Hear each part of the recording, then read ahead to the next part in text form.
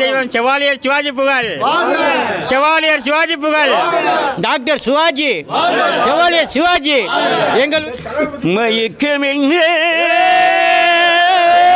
1928ஆம் ஆண்டு அக்டோபர் திங்கள் முதல் நாள் வானிலே தோன்றியது ஒரு துருவ நட்சத்திரம். கலைத்தாய் ஈன்றெடுத்த ஒரே தவ புதல்வன் கலைக்கடவுள் நடிகர் திலகம் சிவாஜி கணேசன். நடிப்பு கலையை கற்றுக் கொடுத்த ஒரே தவ புதல்வன் தங்கச் சுரங்கம் எங்கள் நடிகர் திலகம் சிவாஜி கணேசன்.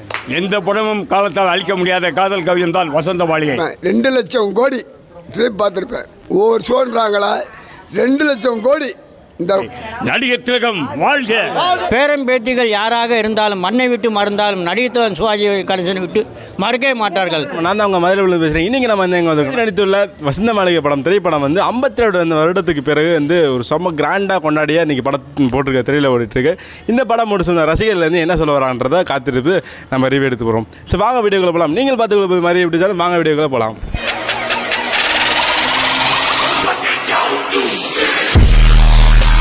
நடிகர் திலகம் வாழ்க. வசந்த மாளிகை 23ஆம் ஆண்டு அடியெடுத்து வைத்திருக்கிறது. இறந்து போன ராணிக்காக கட்டப்பட்ட தாஜ்மஹால் அல்ல, உயிரோடு இருக்கும் என் காதலிக்காக கட்டப்பட்ட வசந்த மாளிகை. செய்வது எனக்கு அந்த சக்தி இல்லையே. நடிகர் திலகம் உயிரோடு தான் இருக்கிறார். எங்கள் இதயத்திலும் பொதுமக்கள் மத்தியிலும் தியேட்டர்களிலும். இது எங்களுக்காக எடுக்கவில்லை, ரசிகர்களுக்காக இந்த படம் எடுத்தது. அவங்களுக்காக எடுக்கல, அவங்களுக்காக எடுக்கல, எங்களுக்காக, எங்கள் குளிச்சலுக்காக, எங்கள் சந்தோஷத்துக்காக இந்த படம் எடுத்தது. எங்கள் உயிர் உள்ளவரை நடிகர் திலகம் சிவாஜி காண்டி உயிர் இருக்கும். எங்கள் உயிர் போனால் பிள்ளைகள் வளர்ந்து வந்து மீண்டும் சிவாஜி ரசிகராகத்தான் இருப்பார்கள். மட்டும் எனக்கும் பறக்கும் சக்தியை கொடுத்திருந்தால் ஆகாயத்திலேயே மின்னிக் கொண்டிருக்கும் அத்தனை நட்சத்திரங்களையும் எடுத்து வந்து தோரணம் கட்டி தொங்க விட்டிருப்பேன். இன்று எத்தனையோ தியேட்டர்கள் மூடினாலும் திறந்தாலும் நடிகர் திலகத்துக்காண்டி என்றும் நடிகர் திலகத்துடைய வசந்த மாளிகை படம் என்றும் இதே கதவு திறந்தே இருக்கும். இதயத்தில் குடிகொண்டிருக்கும் அந்த பாக்கியவதி இங்கே பார்க்கிறேன். பராசக்தி முதல் படையப்பா வரை இன்று வரை வெற்றி நடை போடுகிற நடிகர் திலகம் உயிரோடு தான் இருக்கிறார். என் காதல் தேவதைக்கு நான் கட்டியிருக்கின்ற ஆலயத்தை பார், என் உள்ளத்திலேயே அமைந்து கொண்டிருக்கும் முல்லை கொடிக்கு நான் அமைத்திருக்கின்ற பந்தலை பார். வானத்தில் நிலா நீராட இறைவன் மேகத்தை படைத்தார், என் வாழ்வில் இல்லா நீராட நான் இந்த பொய்கையை படைத்தேன். இது சமாதி அல்ல, சன்னதி. ஆண்டவன் வானத்தின் நிலவை பறிக்க வந்த இந்த வசந்த மாளிகைக்கு வண்ண விளக்கால் அமைத்திருப்பேன். என்ன அவளை பார்க்க வேண்டுமா? வா என்னோடு உள்ளே சென்று பார். அங்குதான் என் இதயம் இருக்கிறது, அவளும் இருக்கிறாள். நீ திரும்புகின்ற திசையெல்லாம் அவள் திருவுருவம் தான் காட்சியளிக்கும். பாட்டு மயக்கம் என்ன, இந்த மௌனம் என்ன, மணி மாளிகைத்தான் கண்ணே. நடிப்பு கலையை கற்றுக் கொடுத்த ஒரே தவ புதல்வன் தங்கச் சுரங்கம் எங்கள் நடிகர் திலகம் சிவாஜி கணேசன். 1972ஆம் ஆண்டு 19 செப்டம்பர் அன்று தமிழகமெங்கும் வெளியான வசந்த மாளிகை திரைப்படம். இத்திரைப்படம் பல மொழிகளில், இன்று பான் இண்டியா என்று பல மொழிகளில் திரைப்படங்கள் எடுக்கப்பட்டாலும் அன்றே உதாரணமாக இத்திரைப்படம் எடுக்கப்பட்டது. தெலுங்கு, கன்னடா, இந்தி மற்றும் தமிழ் ஆகிய மொழியில் எடுக்கப்பட்டாலும் தமிழகத்தில் ஈட்டிய மாபெரும் வெற்றியை வேறு எந்த மொழியிலும் வசந்த மாளிகை காவியம் ஈட்டவில்லை.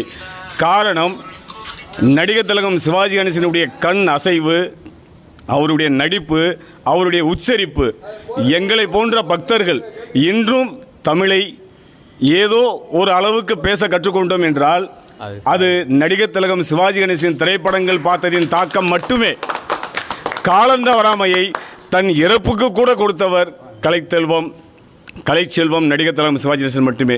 அது எப்படி? நாளை டயாலிசிஸ் பண்ண வேண்டும்.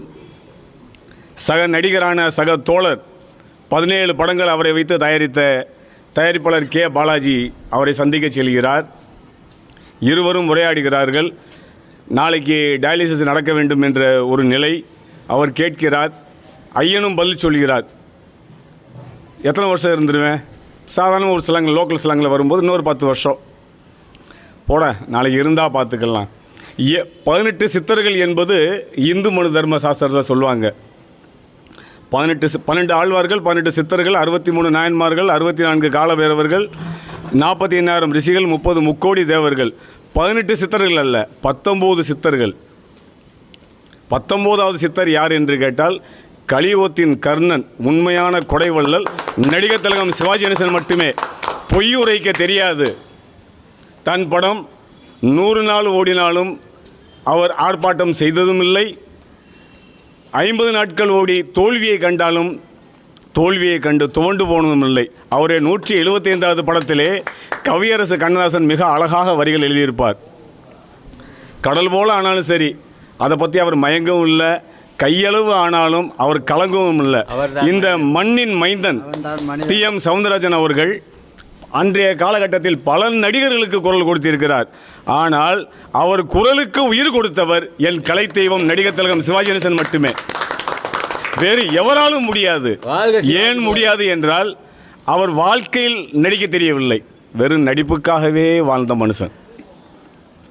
இத்திரைப்படத்தை எத்தனை முறை நவீன தொழில்நுட்பத்தில் எத்தனை திரையரங்குகளில் வெளியிட்டாலும் அத்தனை முறையும் காட்சிகள் அரங்கு நிறைந்த காட்சிகளாகவே ஓடும். இரண்டாவது, எந்த ஒரு மனிதனும் உச்சத்தில் இருக்கும் பொழுது எதிர்மறையான கதாபாத்திரங்களை நடிப்பதில்லை, நடிக்க முயற்சித்ததும் இல்லை. ஆனால் அதையும் செய்து மாபெரும் வெற்றியை எட்டியவர். அந்த நாள் போன்ற திரைப்படங்கள். சம்பூர்ண ராமாயணத்தில் பரதன் கதாபாத்திரம், அந்த கதாபாத்திரம் தாயை கோபமாக பேசக்கூடிய காட்சிகள். ஏன் வசந்த மாளிகையே தன் தாயை கோபமாக பேசக்கூடிய சில காட்சிகள் உண்டு. வேறு நடிகராக இருந்தால் தாயை கூட கட்டி அணைத்து அங்கேயும் சரசம் பண்ணக்கூடியவர்கள்லாம் இருந்தார்கள். நான் பெயரை சொல்ல விரும்பவில்லை, காலகட்டங்கள் அதுக்கு பதில் சொல்லட்டும். சின்ன ஜாக்கெட் போடுவார்கள், விரசமாக அசிங்கமாக காட்டி 4 கதாநாயகிகள் வேண்டும், 4 வில்லன்கள் வேண்டும், ஒரே தயாரிப்பாளர், ஒரே இயக்குனர், இப்படி தான் சில காலகட்டங்கள்லாம் ஓடியது. ஆனால் இவரை வைத்து படம் எடுத்தவர்கள் பணமும் செய்தார்கள், துரோகமும் செய்தார்கள். தனக்கு துரோகம் செய்தவர்களை கூட பாவ மன்னிப்பு வழங்கியவர் எங்கள் நடிகர் திலகம் சிவாஜி கணேசன். உதாரணம், காவல் தெய்வம் என்ற படத்தை SV சுப்பையா அவர்களுக்கு நடித்து கொடுத்தார். புன்னகை அரசி KR விஜயா அவர்களுடைய கணவர் வேலாயுதம் நாயர் அவர்கள் அந்த காலத்திலே திரையுலக நடிகையின் கணவராக இருந்து கப்பலும் விமானமும் வைத்திருந்தவர். தொழிலில் மாபெரும் நட்டம் ஏற்பட்ட போது எங்கள் நடிகர் திலகம் 1979ஆம் ஆண்டு நான் வாழ வைப்பேன் என்ற திரைப்படத்தை நடித்து கொடுத்தார்.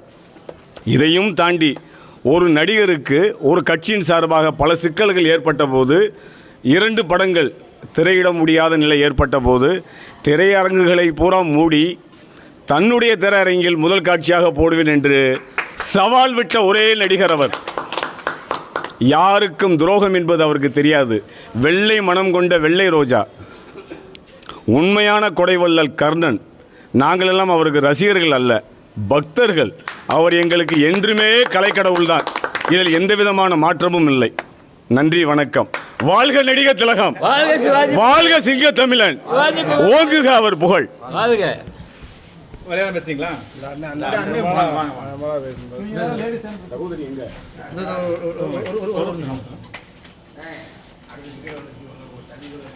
அவ்வளவுதான், முடிஞ்சு 10 நிமிஷம். அவ்வளவுதான். சரி சரி, ஒரு 5 நிமிஷம் தான்.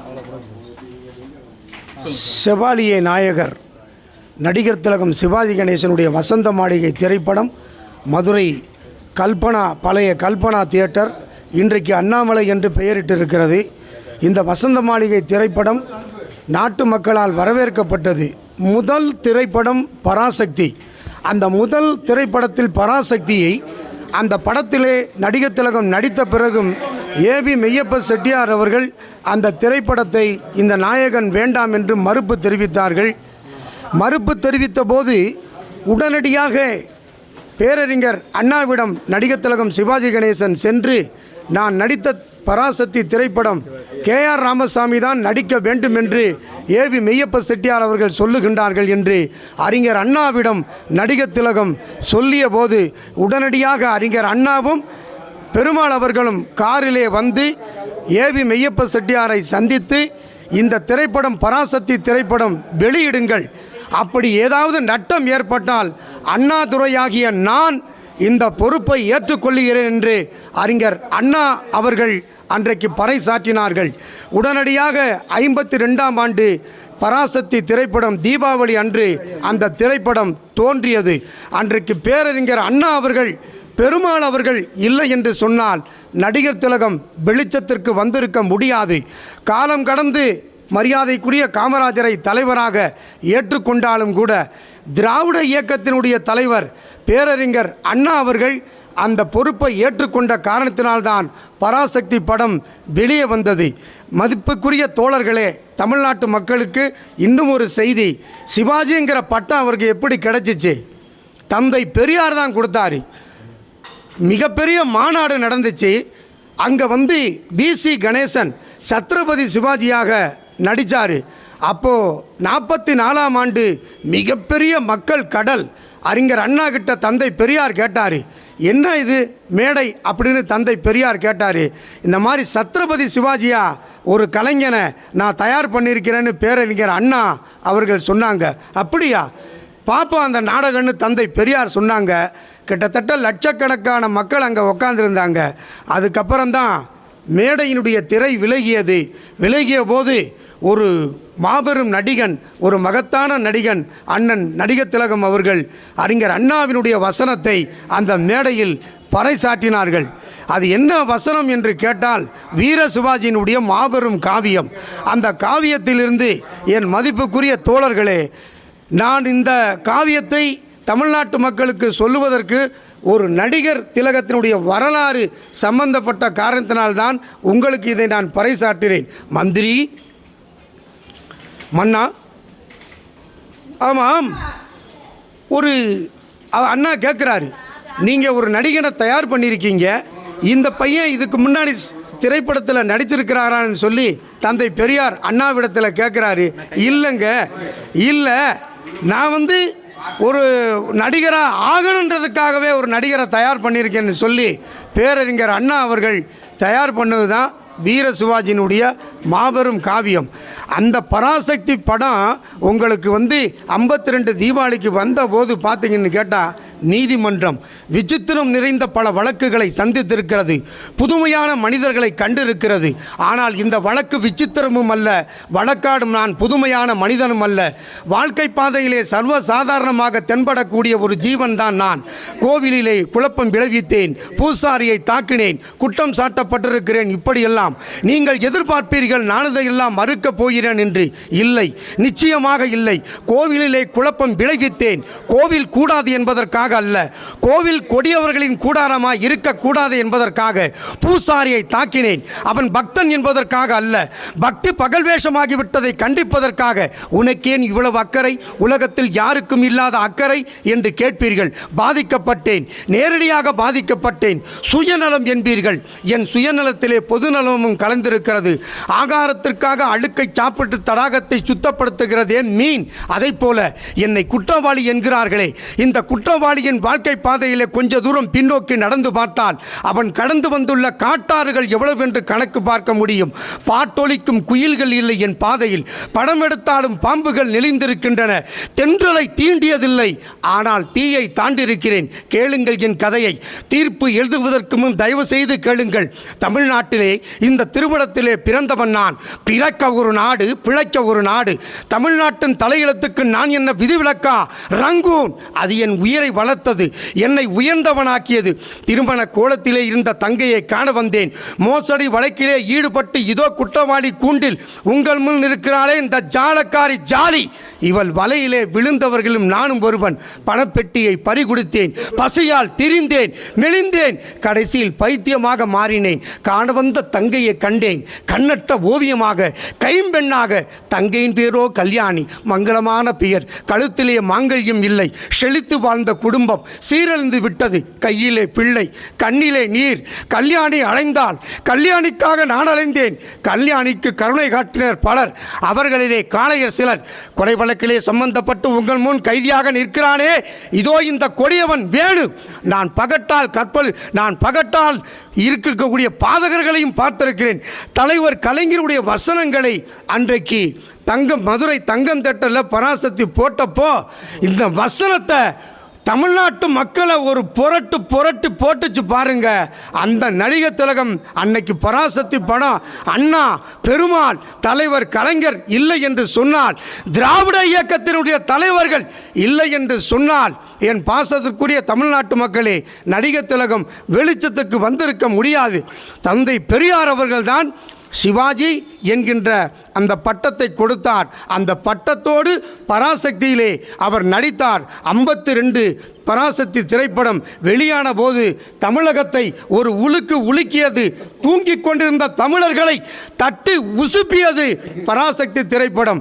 எனவே அவர் நடித்த இந்த வசந்த மாளிகை திரைக்காவியத்தை நான் என் நண்பர் செல்வம் அவர்கள், சிவாஜி சமூக நல பேரவையினுடைய பொறுப்பாளர் நண்பர் செல்வம் அவர்கள், பச்சைமணி அவர்கள், இவர்கள் அழைப்பின் பேரிலே நான் வந்தேன். நான் ஒரு உண்மையான தலைவர் கலைஞருடைய முரட்டு பக்தன், அண்ணாவினுடைய தம்பி, தளபதி அண்ணன் ஸ்டாலினுடைய தம்பி, தந்தை பெரியாருடைய சீடன், நடிகர் திலகத்தினுடைய உண்மையான ரசிகன். எனவே தமிழ்நாட்டு மக்களுக்கு பாசத்தோடு தெரிவித்துக் கொள்கின்றேன். இன்னைக்கு ஒரு நடிகை 300 கோடி வாங்குறான், 200 கோடி வாங்குறான், உடனே மாநாடு போடுறான், உடனே கொடி அமைக்கிறான், நான் தான் முதலமைச்சர்னு சொல்லி சொல்றான். அதை பார்க்கிற போது தமிழ்நாட்டு மக்கள் வந்து எள்ளி நகையாடி கொண்டிருக்கிறார்கள்.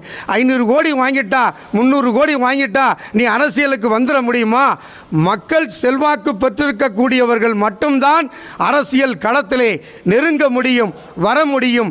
எனவே தமிழ்நாட்டு மக்கள் அண்ணன் சிவாஜி, சூரியன் உள்ளவரை, சந்திரன் உள்ளவரை சிவாஜியினுடைய புகழ் இருக்கும். அவருடைய புகழ் வாழ்க, புகழ் வாழ்க என்று சொல்லி உங்களிடமிருந்து விடைபெறுகிறேன். நன்றி, வணக்கம். பேசுறீங்களா? வசந்த மாளிகையில் பாட்டு உங்களுக்கு ஒரு 2 மணி ஓகே, இங்கிட்டு வாங்க, ஓரமாக அவனுக்கு இடைஞ்சல் இல்லாமல் அப்படியே பின்னாடி